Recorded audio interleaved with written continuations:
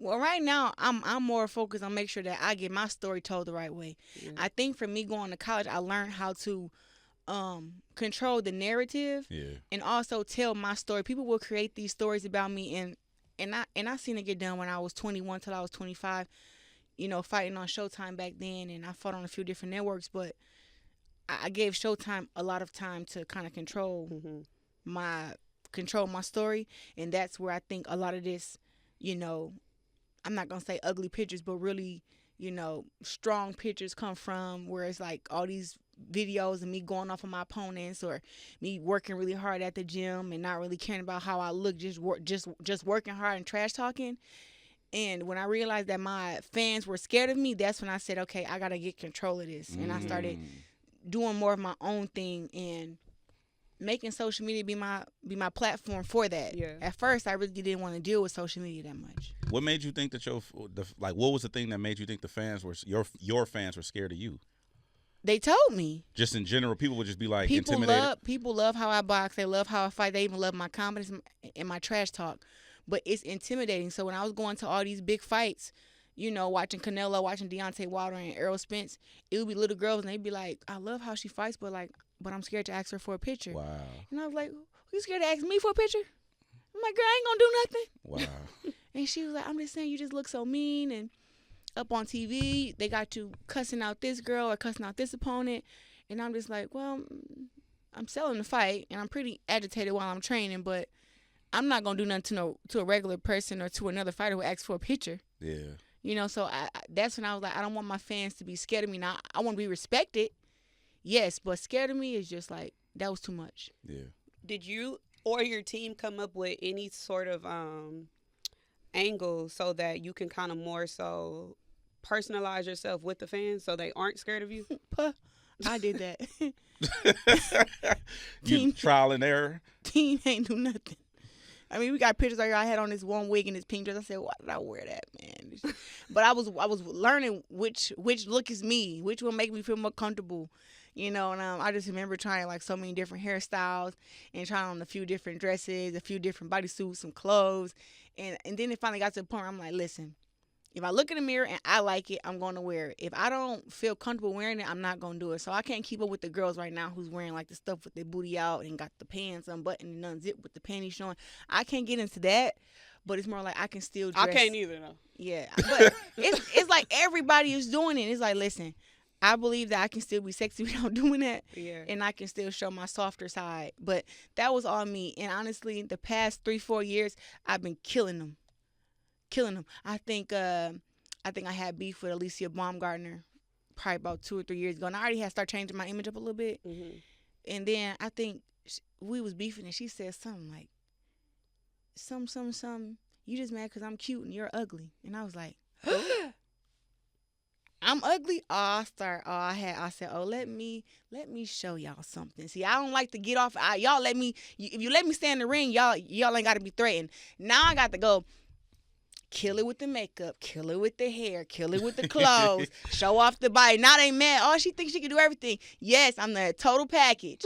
But I didn't really care to be the total package until this moment happened. I said, to me, she don't even look better than me. So what we talking about? Let's get into it. So I start putting it on, and I ain't stopped putting it on since. I'm like, because I really don't like to be played with like that, because I'm not no ugly girl. Now, I'm strong. I whoop some ass. Yeah. But I ain't never been ugly. And I said, you know what? Let me just go ahead and let me just show them. And then I grew into, now that I found a look that I like, not them, but me. And I'm like, okay, this right here is my look. And I look good with this hair, that hair, these clothes. Now I know how to work it. But as far as me being personable, you just are who you are. Like, I'm naturally funny. I'm a natural cool person. You know, yeah, I can be a savage when it's time, but I think if people don't mess with me, I don't mess with them. You know what you are? Like that, to hear you say that, you a real competitor. Like, not a fake, like, you're not a competitor in the ring. You a life competitor. A competitor in life. You know what I'm gotta saying? win both. Like, you want to compete. Nigga, bitch, I'll go get the better wig than you. Like, I'll go, like, you know what I'm saying? Hey, you real mad, okay? How do you balance being an athlete and being a girl? because like I struggle coming here putting makeup on and doing my hair and stuff like that. But it's like you active, you in a ring, you fighting, and you still cute.